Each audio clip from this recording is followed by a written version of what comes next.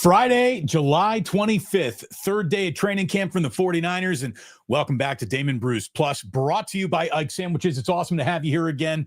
Like and subscribe. Get the algorithm to push this bad boy, this live stream out to the good people today. And look, we did not do a wake up this morning. Larry is down in Santa Clara. He's on the radio afterwards. I will be back down in Santa Clara on Monday, which means Monday wake ups kind of in flux. Pads go on Monday. Everything that we've seen down in Santa Clara so far is jumping jacks to the real workout that begins on Monday. We will test some manhood on Monday. Iron will start sharpening iron on Monday. But the very good news is it's been a pretty tame, pretty well-received, all-hands-on-deck camp so far with no real injuries other than a Juwan Jennings little strain to talk about there. So that's fine. He's back on the field today. No problems there. Brock Purdy not practicing this Friday. Not hurt. Don't need to worry about anything there. He's excused for personal reasons. Got that from Eric Branch. Now, what are those personal reasons? Well, it's personal. So I don't think we get to find that out, but no Brock Purdy out there today for the 49ers, which means it's a good day for me to not be down in Santa Clara, if you don't mind me saying. And again, the real action begins Monday when the violence is brought to the practice field and the pads go on. And we'll start being able to evaluate who looks like what on the line of scrimmage, because right now they're just standing up and playing patty cake and shorts with each other. So we're about to get to real football, and I cannot wait for that to happen. And if I could just go ahead and push the button.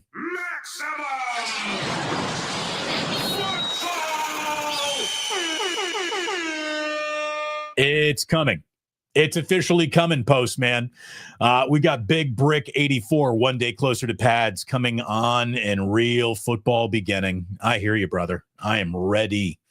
Absolutely ready for the pads to start popping down in Santa Clara. And look, as I told you yesterday, and cheers to everyone. Let's see if we're at sip of the day temperatures. Yeah, I like that. That works right there. Sip of the day. Look,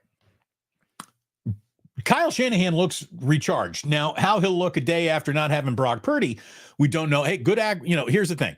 We all know who this team's starting quarterback is. It's a good opportunity for Mac Jones to learn a little bit more and run with the ones all afternoon. I don't see Brock Purdy as a personal excuse being any sort of issue. Again, we are months away from football actually starting. Well, maybe not months. It's shorter than that. But today will not be the difference between did you win it or lose it all. I can promise you that. And obviously, neither will Izzy Abinaconda, who's a player that kind of impressed me on day one of camp. They've already waived him to sign wide receiver Quintez Cephas. That news came down yesterday. Look, Quintez Cephas is a guy that they brought in because they've got doubts at the position.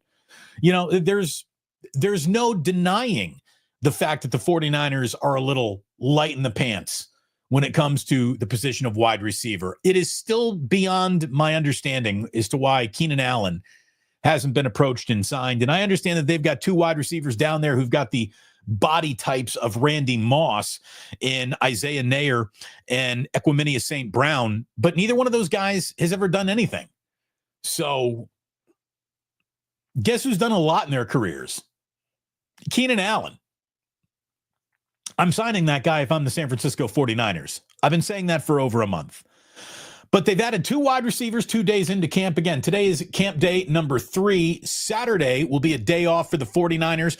Brock Purdy, and according to Kyle Shanahan, there's a chance that Ricky Pearsall could be off the PUP list by Sunday and joining the 49ers for what will be their final breezy, you must mandatorily have 4 of them patty cake practices before the pads go on. And as we keep on saying, that is Monday. Monday is a day where I'm just going to be watching that defensive line.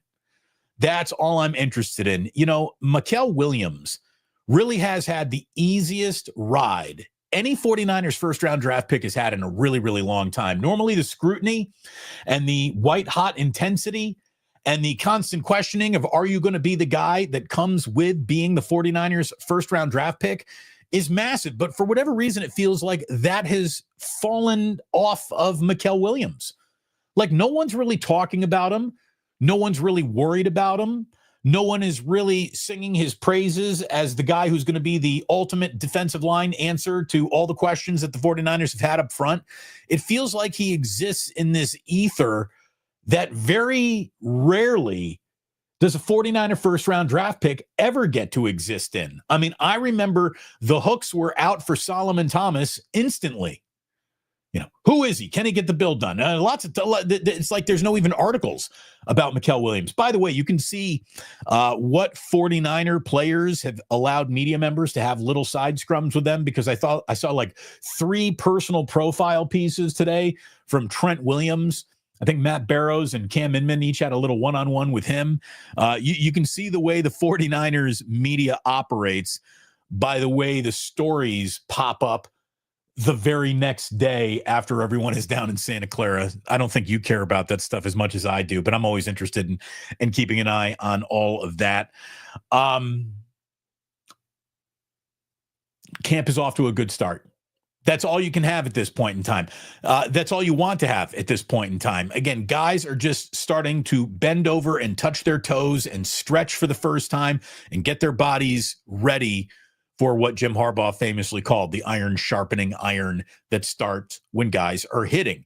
And, you know, Kyle Shanahan actually said that he's more comfortable with padded practices than these unpadded and shelled practices. He thinks guys have a better chance of getting hurt when they're not in their pads than they do full contact in their pads. I don't even think I disagree with him, to be totally honest with you.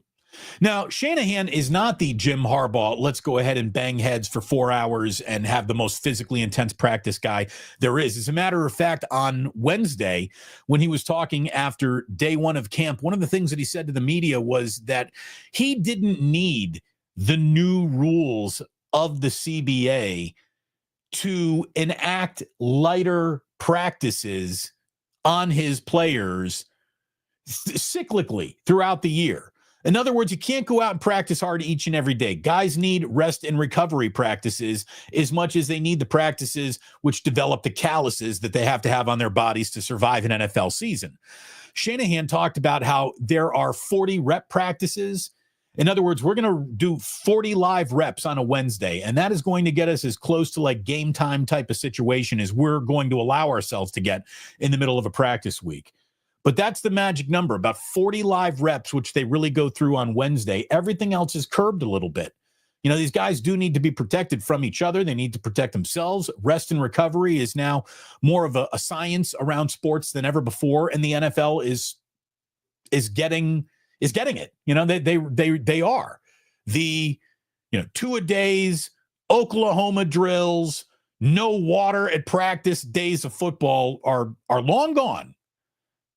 And I would say, and that's a good thing, but I also think that there's a little, I don't want to say softness that comes along with that, but, I think the reason why you see more Tommy John in pitchers is they're throwing harder than ever at an earlier age, and they're not being allowed to throw as long as they want. And actually restricting guys in pitch counts like helps them or prevents them from developing the callus that, congratulations, you wouldn't have had Tommy John if your arm were a little bit stronger or whatever. It's hard to apply any injury to, well, this is happening, this is why. Everybody's an individual. It's all individual case-by-case basis. But not going really hard early in a football season sounds like the right approach to me. And Shanahan didn't need to be told by a new CBA to do that. It's something that I think his father implemented, and it's something that he has implemented, and it's something that a lot of coaches in his generation are implementing as well. It's a smart thing to do. It really is. You do not want to have guys completely, have their wheels come off before the year even starts. Now, it's ironic that we get to say that about Shanahan, and one of our, I don't want to say complaints, but one of the hopes that I think 49ers fans have about Kyle Shanahan is this is the year that he's going to back off Christian McCaffrey in moments where he doesn't need to be putting his foot on the Christian McCaffrey pedal as hard and as fast as he has in past years. Less is more of Christian McCaffrey in low leverage situations this year for the 49ers. And again, I really like the depth in their backfield. Izzy Abanaconda is a guy I thought had an awful lot of talent. I think he's going to be on an NFL roster this year. I think he's going to be on an NFL team this year, but he was buried on the 49ers depth chart, which is significant at running back. It really is. So I'm excited. I'm excited to see what Mason Pline can do with a huge chance. I think he has to change his entire life. Like, there are reps at tight end 2, tight end 3 that this team is going to be given to somebody. Will Mason Pline be able to beat out, Luke Farrell, who I know that they signed in free agency? They brought back Ross Dwelley as well, but I think that this is a huge, huge opportunity for a guy like Mason Pline. Alfred Collins, really excited to see what he looks like in pads on day one. Without wearing pads, he looks big enough to be in pads. That's something else, to think of how big he already looks, and he's not even in pads yet. Wow. I mean, that's something else.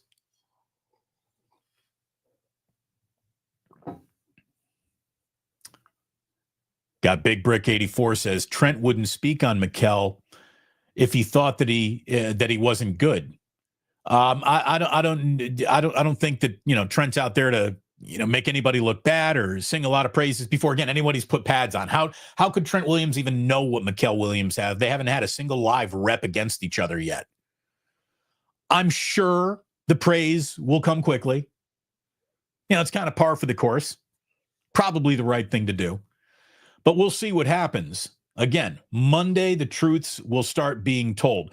St. Brown and Cephas are camp bodies, not going to make the 53-man roster, not likely to make the 90. I would agree with you on Cephas. Equiminius St. Brown, yeah, you're probably right.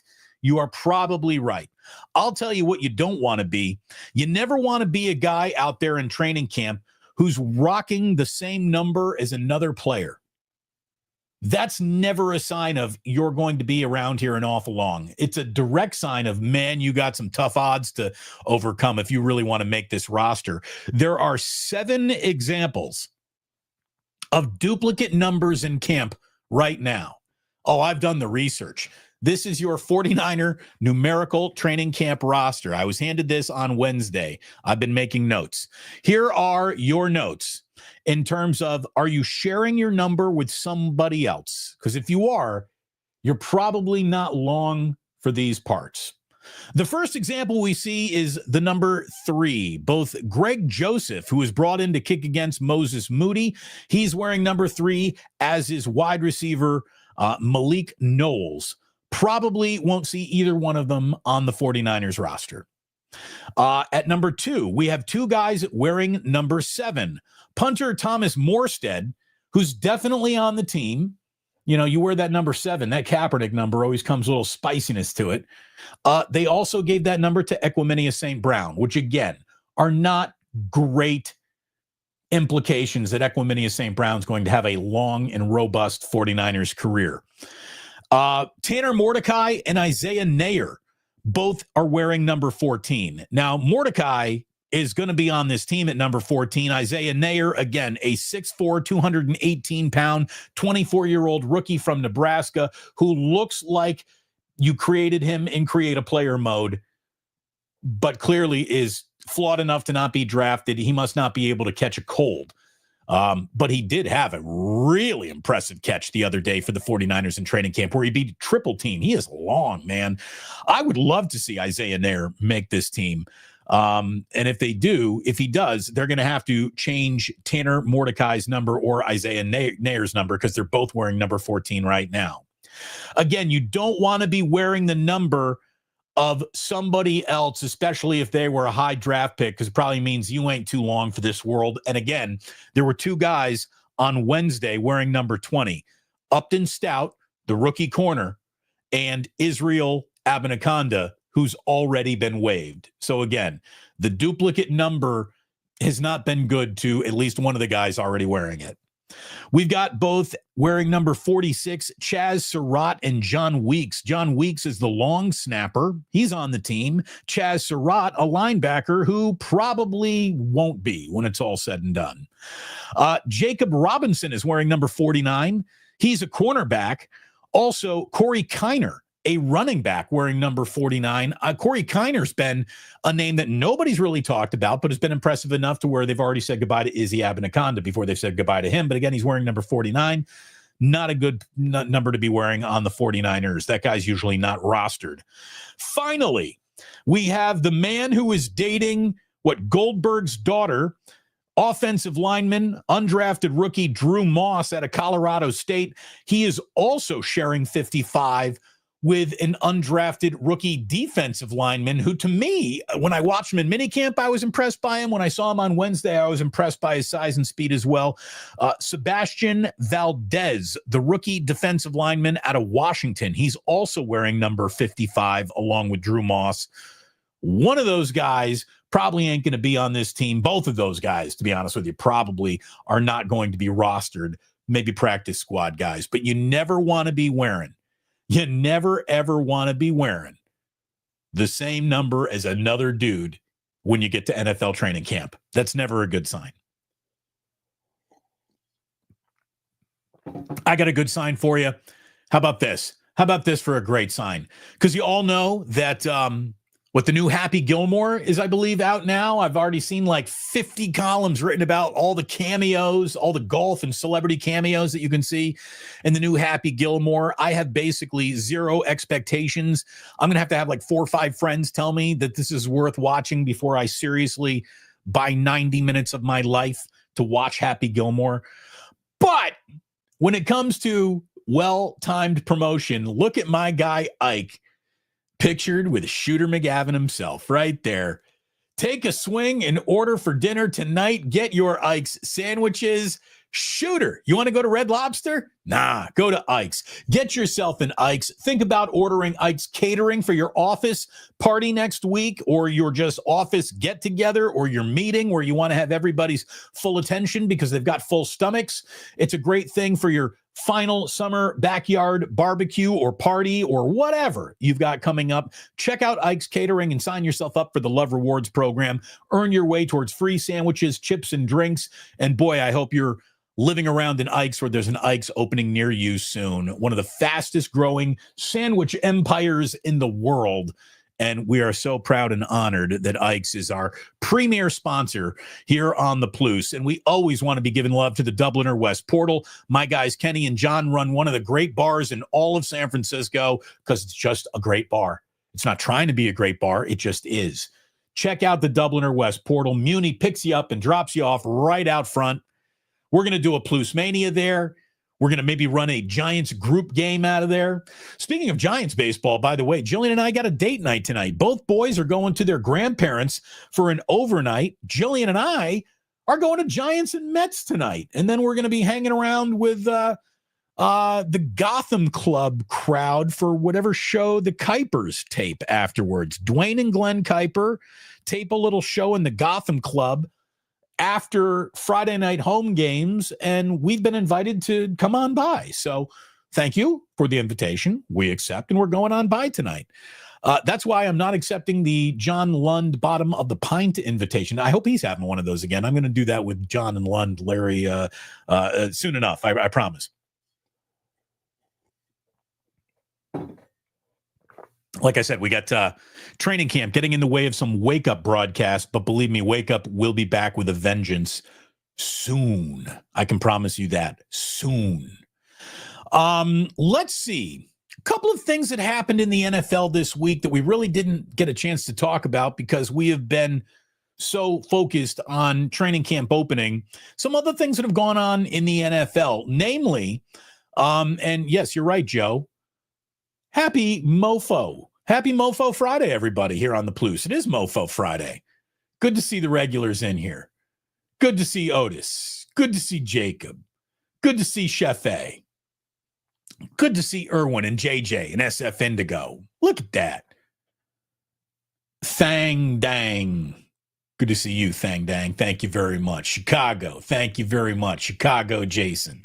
Great to see you all. It really, truly is. Like and subscribe if you would, and make sure you're telling your friends about this show. That's how things grow, baby. Your word of mouth advertising is the best advertising this channel will ever have. Oh, by the way, speaking of advertising channels, congratulations to my pal Larry Kruger, who went over 60,000 subs this morning. We are certainly on our way there, hopefully even beyond. But hey, let's just get to 50 first. We're on our way. We are on our way. Like and subscribe, my good friends. Thank you so very, very much. And thanks to the Green Bay Packers. Because of their very unique ownership situation where they're publicly traded among their fans, we get a look into NFL league finances through the prism of the Green Bay Packers public reporting of profits that we wouldn't have if the Packers were owned another way. So as much as I grew up a Bears fan and hate the Packers, thank God the Packers run kind of like they are run. It's very unique. But because of that, they have to share their financial information, and we, because of it, know what the NFL is doing. If not for it, the NFL could just be like, yeah, this is the money we're making, but you can't really see our numbers or our books in any way, shape, or form, and we would not know. ESPN had a story this week that 18 years ago, the NFL revenue sharing was about $138 million per team. Well, on Wednesday, the Packers revealed that this year's fiscal year was good for $432.6 million. This is a year after national revenue topped $400 million per team for the first time ever. It goes from $402 million. That is every team's revenue sharing cut. Every team in the NFL, before they play a game, before they sell a ticket, a jersey, a hot dog, a parking spot, makes $402 million. That's the check they get from the league for being a part of the league. That was $402 million last year. That's already grown $30 million. $432 million.6 for every single NFL team just for the right of being an NFL team. That is big money. That is split 32 ways. That is unbelievable. That means the cap should be growing right now. There should be no cap casualties in this league, not never. Seriously. It's ridiculous that any team ever has to say goodbye to a beloved player over something as printable as money. And the NFL really does print its own money. That's a big number. Speaking of NFL friends, one of our NFL friends is JT the Brick, who obviously was here in the Bay Area for a very, very long time, forever tied to the Raiders. He actually moved to Las Vegas before the Raiders did. So now that they're there, he, of course, continues that relationship right in his own backyard. We're going to get JT on very soon over the next week or two to talk about the Raiders. I actually love what Pete Carroll is doing. Jesse Merrick, who covers the Raiders, had an interesting report that's saying just 3 days into training camp, it looks like Pete Carroll is already running some Patriots scout team, getting ready for New England week 1. It's a little early in the training camp process to start installing game plan or really game prepping. But you know what? If you're the Raiders, it isn't. How much more time will you have to prepare for an opponent than your week 1 opponent right now? So you might as well start.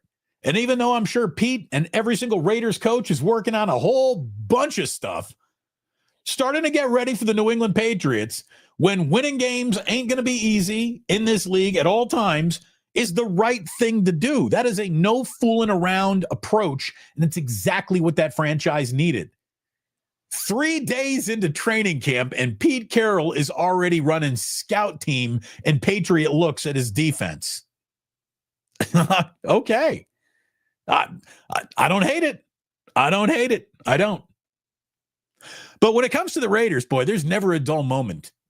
And did you see the news yesterday that they informed defensive tackle Christian Wilkins that he's been released with the designation of a terminated vested veteran? Basically, that means they are cutting him and voiding the rest of his contract because they think that he failed to prepare his body for the upcoming season. Now, as you can imagine, Christian Wilkins is going to the NFLPA to file a grievance. He had 50 days to file a grievance over this decision, and he waited until the last day of that 50 days to file said grievance. But he has. I'll tell you that the players union right now is a freaking mess. It's a game of musical chairs at the very top of the players union as to who is actually running it right now. So it's the wrong time to need the union to, assemble behind you and fight the good fight for you.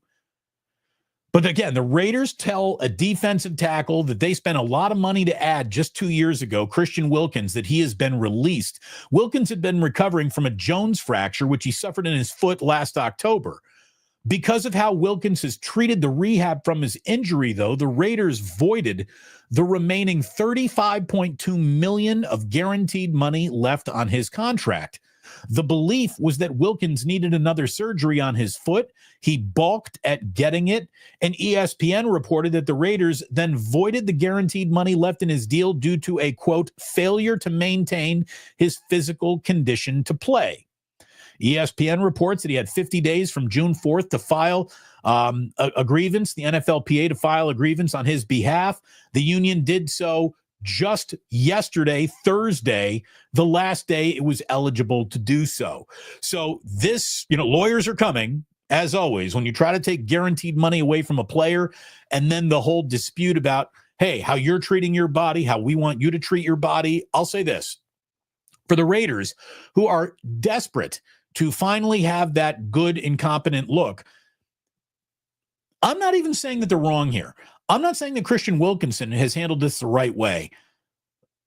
But if you're the Raiders, you're so desperate to just look like another rank and file NFL team and behave as such, and to not have an element of this is the way we do things around here, and that's not the way they do things everywhere else. Like Vegas is a destination for players to want to come. Nevada, a tax-free state, is very enticing. So you don't want to look like you're player unfriendly or particular about injuries or recovery or treatment. These are things that players talk about in phone calls and meetings away from teams, when they're talking out of turn about franchises they like and trust and dislike and distrust. You don't want to be on that nobody likes how they handle business side. Hey, maybe the Raiders are in the right. Maybe Christian Wilkins really is a no-account dog who did the wrong thing and slow played his own recovery. I don't know the real details, but this is left of center. And if you're the Raiders, wouldn't you just for a moment like to be right in the center? Just hey, everybody, we're normal. We're normal. We're not doing things in some really weird, abstract, unpredictable way. Like that would be good for business, you would think.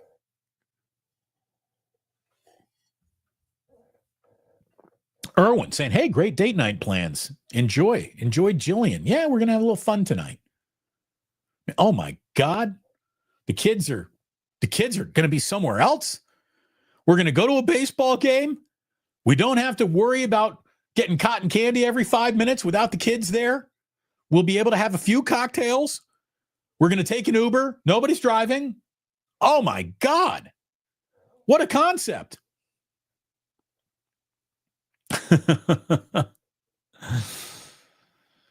Say, why would you cut him? You already paid him. No, they don't owe him that $35 million no mo.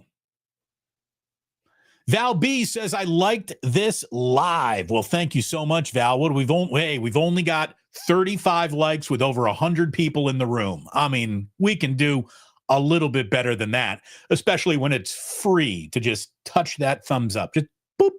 That's it. Not asking for a super, not asking you to buy a sticker, not asking you to buy any merch. Just boop. Just boop. That's it. This is it. It's all I'm asking out of you. This is not, it's not asking a lot, is it? I hope not. Chef A, oh, darling, you're just so Raider. Again, they might even be in the right. Okay, they might even be in the right. But you just don't want players looking at your franchise as, oh man, you don't handle an injury right, they're going to cut you. That's not good. That's not good. Let's see. Are you particularly happy with the current state of ESPN, its programs? Do you watch it like you used to? The answer for me is a resounding no.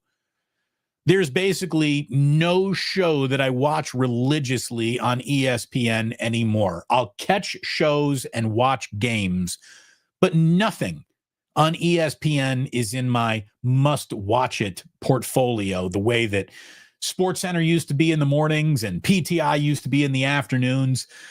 It's just a different television world, and I don't like the world that I see when I'm watching ESPN now. Whole bunch of manufactured debate and just a constant, never-ending, just industrial-size wind blower that is Stephen A. Smith. There's too much of them. I don't want that guy 24 hours a day, for goodness sakes. I don't. I don't know who does or why anybody really wants that. But okay, they're clearly having success with it in one way or another. Well, Front Office Sports is reporting that NFL owners have been informed to get it ready for a potential vote next month on a long-discussed acquisition of league media assets by ESPN's parent company, Walt Disney. In other words, NFL Network and Red Zone would be given over to Disney and ESPN. The way that we're going to get inside the NBA now, run by Disney and ESPN and no longer TNT. I guess I shouldn't accuse something of happening before it's happened. But the over ESPNifying of these shows is something I'm worried about. And the over ESPNing of Red Zone would be something that I would be worried about. NFL Network, again, I don't watch much NFL Network, but I prefer my NFL coverage on NFL Network than to half the shows that are on ESPN, to be totally honest with you.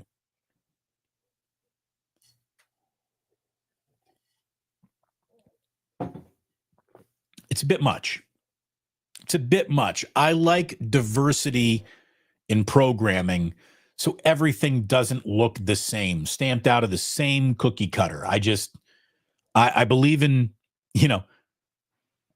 I believe in diversity on all levels. I just don't want the same monolith of thought over and over and over again. I'd like a little difference between my breakfast, lunch, and dinner. Not the same thing, just reshuffled and regurgitated. That's me, anyways. That's me. E. Scott Burns saying we shall see with the NBA on ESPN instead of TNT. Yeah, I mean, I wish we had a year of that already under our belts. And with that, ESPN could have either earned our trust or been completely doubted as far as our trust goes. I'm doubting them right now. I'm doubting them just a little. What's amazing, too, is they have infinite resources. And a company with infinite resources has decided to deploy like two guys, Pat McAfee and Stephen A. Smith, to cover everything. Like, that's why I really don't watch anymore. Don't like it that much. The best movie ESPN's made in years is they brought aboard Anthony Slater as their national ESPN NBA writer. Slater's great at what he does. He will make ESPN better at covering basketball just by writing for them. I'm convinced of that.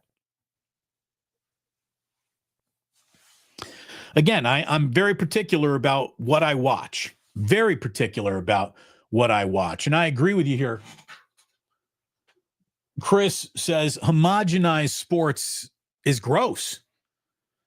Yeah, it is. It's just, I don't want the same thing scrubbed of interesting under the guise of, aren't everything that Pat McAfee and Stephen A. Smith so interesting that you have to watch? No, not really. One guy has just become, I think, a like an example of what an overexposed hot take artist is. That's Stephen A. And Pat McAfee, who at times is very entertaining. Like, I wish that the whole entire football world would also remember kind of where it all started and just be like, dude, you're a punter. Shut the fuck up. Like, punters aren't supposed to ever talk, even after their careers. You're a punter. Like, some of what you do is interesting, but never forget you're a punter, dude. Shut up. Seriously. LD Studios, coming bine. LD Studios says it's pronounced equanimous, not Menius. Equanimous. Yeah, I'm getting it a little bit wrong. A lot of people just go to St. Brown, right? At least I'm trying. I'm jumping in. Here's the thing. If he makes the roster, I'll get it right. If he's just a camp body, I don't need to worry about pronunciations for too long. But 6'5", interesting. Thank you very much for the super. Appreciate it, LD.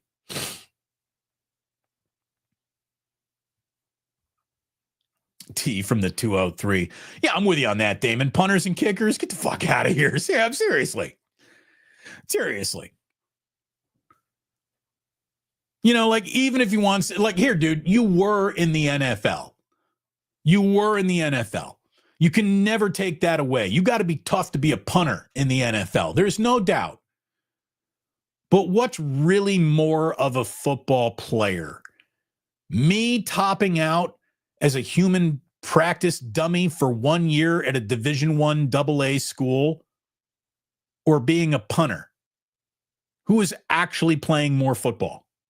An NFL punter or a disgraced, hardly played, didn't last tackling dummy at a Division I AA school?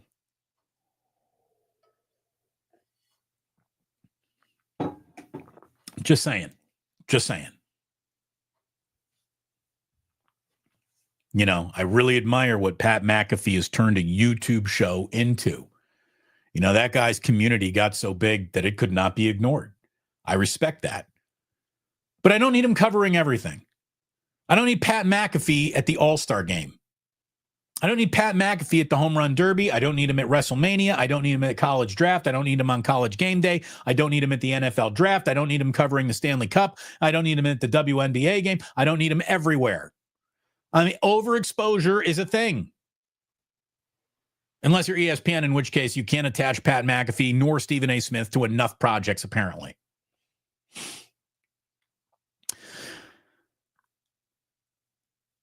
All right. So, by the way, Damon, did you ever get tackled by someone who went pro? No, because I was never a ball carrier. You were never tackling me on a football field. I was an offensive lineman, or I was doing the tackling. But I never got, how about this? I tried to tackle this kid who was a high school All-American, and his name was, I believe, Justice Smith, and he went to Boston College from upstate New York. This is in the mid-'90s, and this kid ran through me as if I were a ghost. He ran through me as if I weren't even there. That's how much of you're a physical stud more than I was. It was like it's like I tried to tackle him, and even though I actually made contact with him, he never made contact with me. He just went through me. And I was like, fuck, that kid is legit. Let's see. All right. Oh, how about this? We got someone watching live from Arkansas. The 501 Deadhead Trucker. Well, I'll tell you, if you're a Deadhead Trucker, you better be trucking yourself to San Francisco. We're about to have one of the last remaining great Grateful Dead weekends ever. This weekend, I believe, is Outside Lands. Next weekend, or 2 weekends from now, is the Grateful Dead the remaining Grateful Dead, what's left of the Grateful Dead, in Golden Gate Park. Plus, it's going to be Jerry Garcia Day around the rest of the city as well. A lot of events planned, and I'm ready for it, baby. Just save Althea for Sunday night for me, if you would, please. 831 Axel M says 49ers new uniforms, helmets. What are we thinking? Well, have we actually seen them? Have they been leaked? Because what I saw was this, and I want to share this with you. Hold on. Let me thank you for the super, by the way, Alex M. Appreciate you. This is, let me grow this and play this for you. This was the teaser video that the 49ers released about their rivalry jersey, which I do believe they're going to wear in the final week of the season, week 18 against the Seahawks. Here is the teaser video.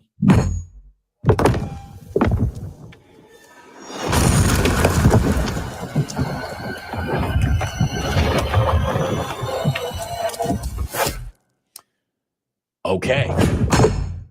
So let me tell you what I discerned from this. There is they're mining in those, right? And they dig into the old jersey. I'm wondering if that jersey, the rivalry jersey, won't be dominated by a black and gold presentation. Don't look like the Purdue Boilermakers. Don't try to look like but we'll see. We will see.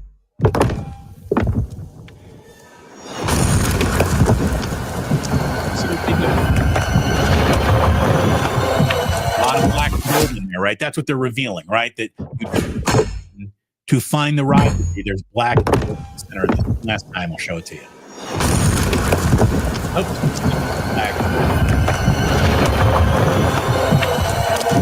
Here you go.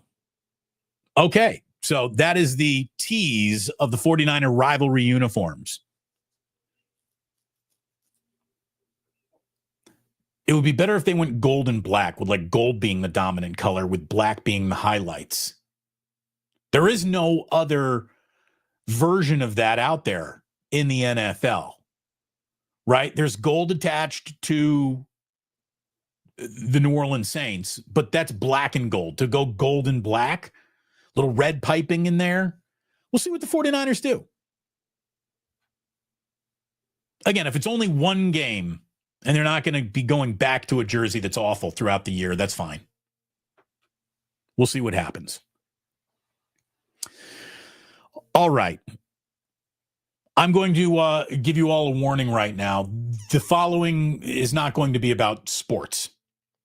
It's going to be about what we watch on television here with our two kids. So, if you're a parent of two young children, you know that you are subjected to an awful lot of children's television. Some of it is absolutely insufferable. It's hard to be in the same room as it. Some of it is really charming and well done. We're a huge fan of Bluey here in the house. Storybots on Netflix is really good. There are a few kids shows that, again, are good enough to where, God forbid you got to be in the living room at the same time as this. It's not going to grate at your eyeballs the way people run their nails across a chalkboard. But there's only so much children programming that you can watch. And look, if you're a kid, there's only so many Giants games and sporting events and other things that I got on TV that you want to watch. So we try to find middle ground between adults, me and Jillian, and the boys, Jack and Ozzy. What's something that the four of us can put on TV and kill an hour with? And a couple of months ago, we really got into what I will call the cake genre. It's family friendly. There's not, there's no, there's nothing to worry about. There's going to be no murders in a cake show for the most part. And it all started with the most charming baking show of all time, the Great British Bake Off, which turned into the Great American Bake Off. And so we've watched an awful lot of that. Now what? Like, how much further can you take the baking genre? You got no idea. Like, you go ahead and open up Netflix right now. Every other show is about cake. Like, I've got a 5-year-old walking around saying, do you know that you could cover that with fondant or maybe like a vanilla buttercream? My kids are talking about the valves needed on certain piping bags. Like, they know an awful lot about baking all of a sudden out of nowhere. No, this isn't a get off my lawn moment here. It's I think we got enough. I think we got an officially enough, because there's the Great British Bake Off, the Great American Bake Off. Then there is, of course, Is It Cake, which is they're trying to make realistic, lifelike cakes. That show wasn't enough. The spinoff of that is Stab It. Stab It is now a show where you've got bakers trying to bake real life looking grocery store items and then place them in a grocery store, and then they let contestants come on in with a butcher knife, stabbing things. Ozzy really likes Stab It because he likes the stabbing of the cake things. Then you got Duff's Super Mega Cakes. Then you've got the Bake Squad. Then you've got basically every single one of these shows, but with kids involved. Like, you wouldn't believe how far they have taken the cake baking as entertainment genre. Like, it's going to be worthy of a college class one day. They're going to be giving college credits to study the phenomenon of the early 2020s to mid 2020s phenomenon of cake baking shows.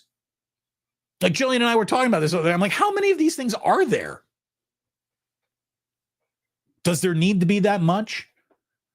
I'm going to tell you right now, if ESPN had a cake baking show, you could bet that either Stephen A. Smith or frickin' Pat McAfee would be hosting it.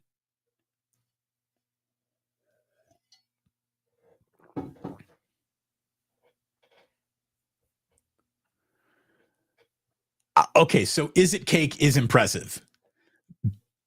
Because I'm telling you, if you're standing 30 feet away from some of these things, you don't know. You don't know if that's a cake or not. You really can't tell. That looks an awful lot like what it's supposed to look like. Is it cake? It'd be Pat McAfee, Smith, and Mina Kimes hosting the Cake Bake Off. Here's the thing. I still like Mina Kimes. Mina Kimes is not that overexposed yet. They're trying. But, when they bring in Mina Kimes to host shows about golf, then we'll know the overexposure of Mina Kimes has become. Cake Boss? What's Cake Boss? See, I don't even know about Cake Boss. Shit, there's another. There's another. Well, all right, everyone. That is it when it comes to this Friday live stream. Please hit like and subscribe on your way out if you haven't. The last thing I'm going to leave you with before we're back again on Monday doing a video live from down in Santa Clara with a Pads Go On Monday training camp report around the 49ers. And then maybe Kruger and I will be working in a special wake up or maybe a late night wake up to kind of get back in the rhythm of doing shows again next week, because these mornings are choppy. The 49ers aren't just practicing in the afternoon. They've moved them to the earlier mid mornings. So practice starts at around 10:30, which gets right in the way of us doing a wake up and then me doing the 11. So what I need you to do is hit that notify button, and that way you won't miss anything when it goes up live or on tape. Are you ready for a little history? As always, we start with happy birthdays. Happy birthday to Matthew LeBlanc. Joey from Friends is 57 years old. By the way, he's been moving the needle in fantasy football for so long, I can't believe he's only 29 still. Alvin Kamara of the New Orleans Saints celebrating a birthday today. He's only 29 years old. Thought he'd be older than that. Feels like we've been talking about Kamara for a decade. Bryce Young, by the way, the very young quarterback of the Carolina Panthers, is only 23 years old. And not that we do posthumous birthdays, but today would have been Walter Payton's 71st birthday. Sweetness is still my guy. So in history, we go way back. We'll go way back in the Wayback Machine, 1700s, 1600s. Don't usually get much earlier than that, but today we got a good one. Going back to the year 306. Again, when a year sounds like an area code, you know that was very early. 306, when Constantine the Great was declared and proclaimed the Roman emperor by his troops. So Constantine, you wouldn't have Constantinople without Constantine. You wouldn't have that really underrated good Keanu Reeves movie without a Constantine. So there you go.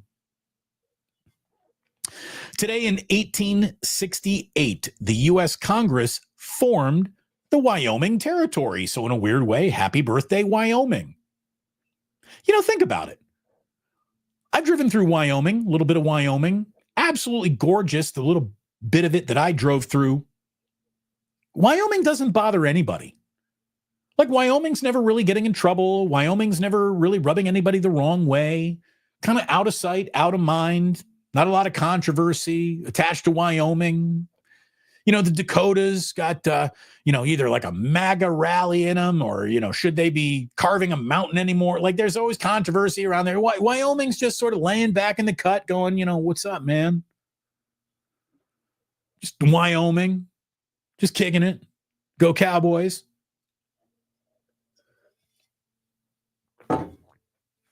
Okay. A celebration of Wyoming today here on the Plus.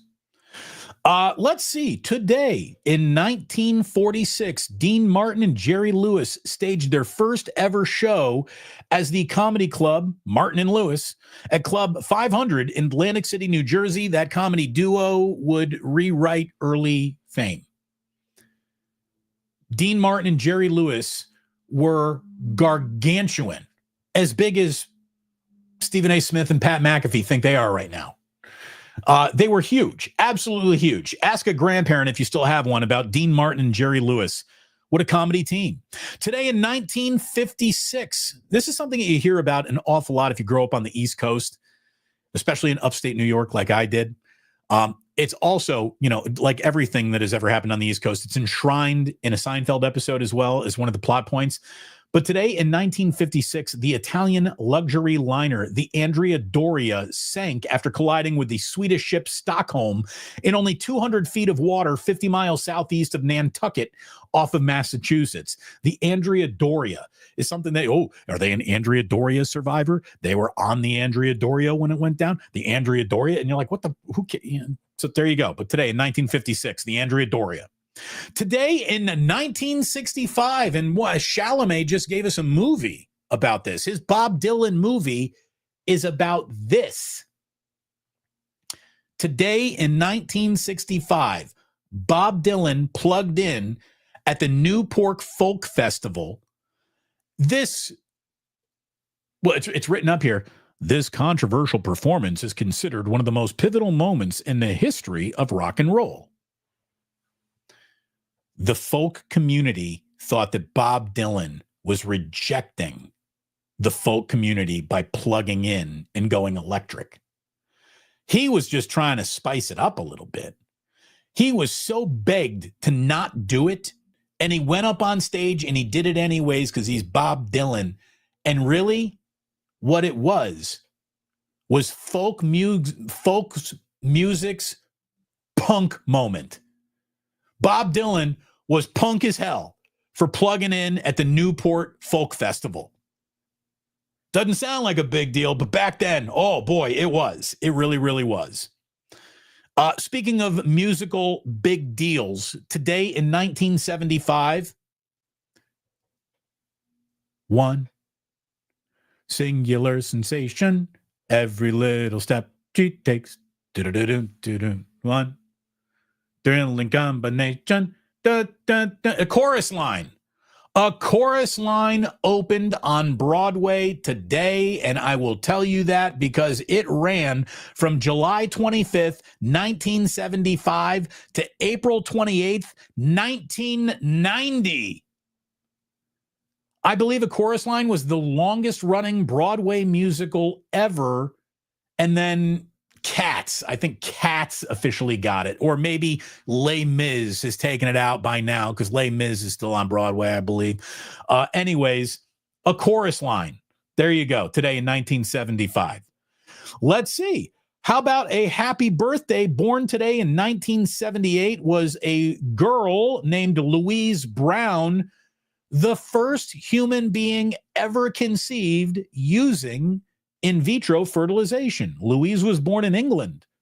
Is Louise still with us? I hope so. She's younger than I am.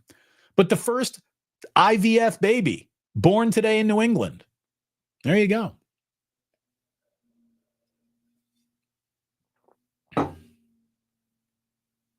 Today in 1983. You want a metal moment? You got a metal moment. We had our folk music moment. We had our punk moment. We had our rock moment. Here is your metal moment. Today, a newly formed San Francisco metal band who signed their first contract at Tommy's Joint, right on the corner of, Geary and Van Ness.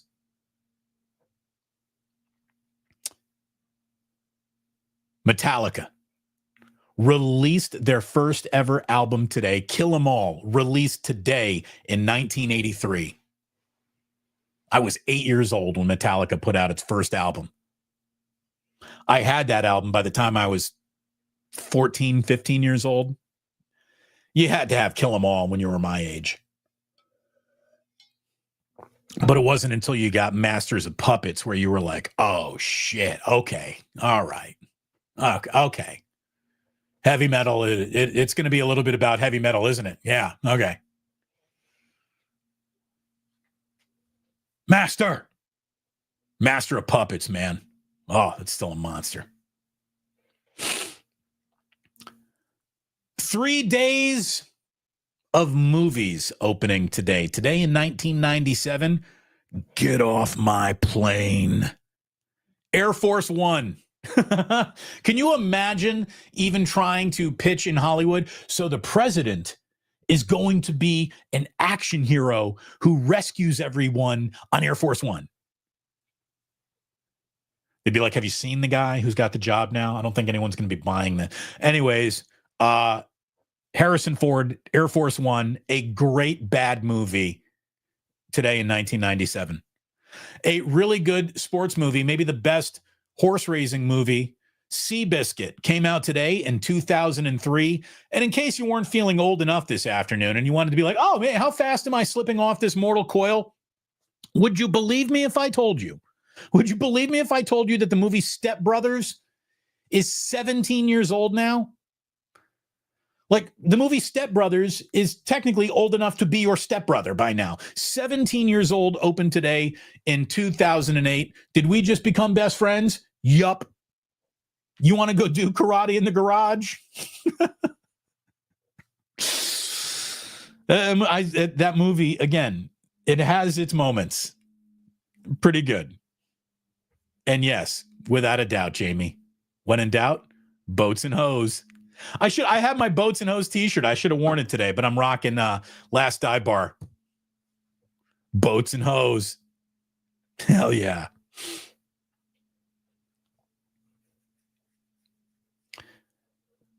There's honestly nothing in the world that we have looked at, determined, hey, this is faster, and then went away from it. Like we did the Concorde.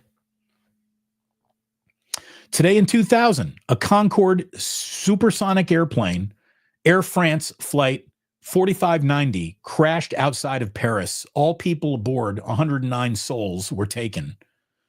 But that event, believed to have hastened the end of all the Concorde operations just 3 years later.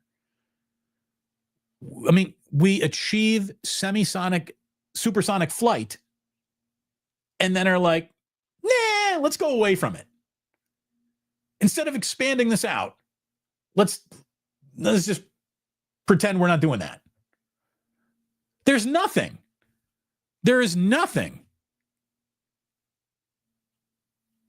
that we look at, say we can do it faster, we can do it better, and then don't do it, with the exception of like bullet trains here in the United States. But that's amazing that, even though you could fly from New York to Paris in under 3 hours, you're like, nah, it's going to be too expensive. Like there aren't enough rich people in the world to negate that cost by now. I mean, how are you supposed to get to the Catalina wine mixer? You stepbrothers. The fucking Catalina wine mixer. See, there it is. Catalina Island, baby. Danny Golding, I saw Step Brothers in the theater when I was 11. I'm now 28. Time is going fast. That's what I'm talking about, Danny. It's still pretty hilarious. It's one of those movies that doesn't show nearly as well, though, on Comedy Central. Like, you need an unedited Step Brothers to really get Step Brothers. I want to thank you so much for tuning in today. Get yourself to Ike's for lunch this afternoon. My goodness, the sandwiches are so great. Make sure you bring one home for dinner as well. Get yourself to the Dubliner West Portal. Again, Muni picks you up, drops you off right out front. Hey, if I bump into you at the Giants and Mets game tonight, please say hi to me and Jillian. Maybe we'll see you out there. We're sitting somewhere around the Giants dugout, so, got good seats. Maybe we'll see you out there tonight. If you do, please say hello. Have a great weekend. And again, back on Monday with pads a-poppin' down in Santa Clara for 49ers training camp. Looking forward to that. In the meantime, thank you so much for watching. Thank you for hitting like and subscribe. Thanks to everyone for the supers today. If you offered one up, certainly appreciate it. And please do remember that sports don't build character. They reveal it. And like that, he's gone.